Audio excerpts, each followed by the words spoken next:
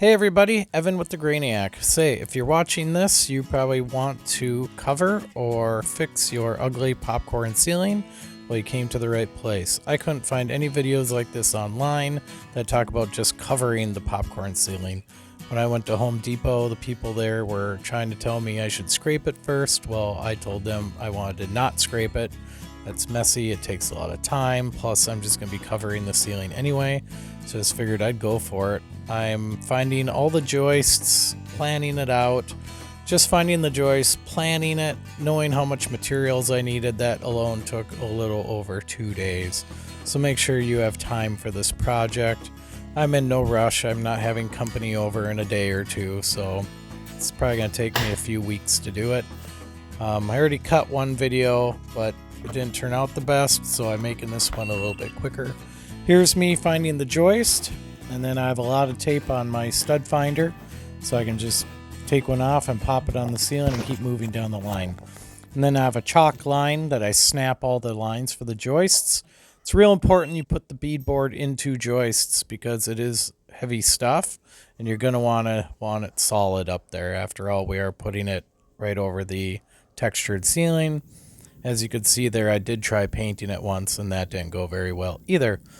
Originally, my dishwasher leaked, it discolored my ceiling, so I kind of needed something to cover that, and I just wasn't interested in scraping it. I've watched videos on that. No matter how easy they made it look, it just wasn't for me. So I already pre-measured everything. When I went to Home Depot, they did cut the boards for me. I knew what widths and lengths I needed, so that wasn't an issue. As you can see, it's kind of hard to handle with one person. I did make a holder that you can see off in the corner there to hold one edge up as I nailed in. I just used a finish nailer, brad nailer. And then I did put liquid nails on the other side of the boards as I put them up. And then at the end of the video, I'll show you the trim that I put up around. You can use trim. I made my own. I have a bunch of wood.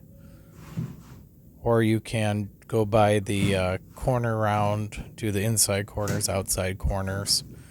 I'll be cutting another video later too of the whole basement. I also did my bathroom and my little landing that comes downstairs and you turn around to go down into the hallway. So here I'm just lining it up, making sure I got the right end. My hole over the vent looks good, that I can get the screws in to get the vent cover back on. And then I'll go ahead and nail it up. But I'm happy with this project. I'm really happy with how it turned out. And I would say this is a good option if you don't want to scrape your ceiling.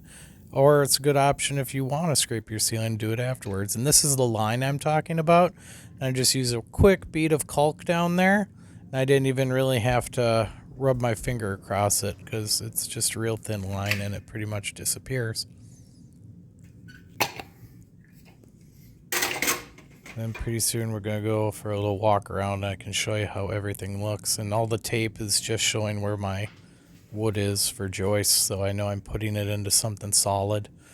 But this is pretty much finished without the trim on. I cut out holes for the can lights, holes for the vents. I didn't have that many to go over.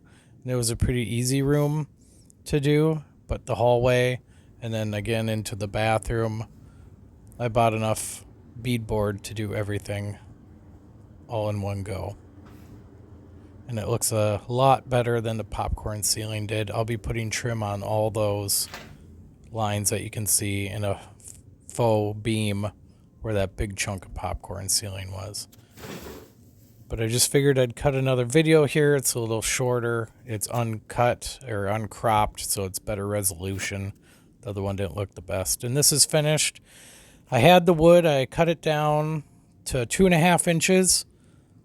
And then I stained it, wiped it, and then I brought it down and I cut 45s at the angles.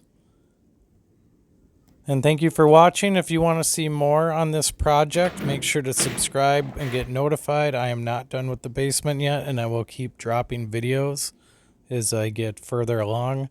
Here's a still shot of the basement.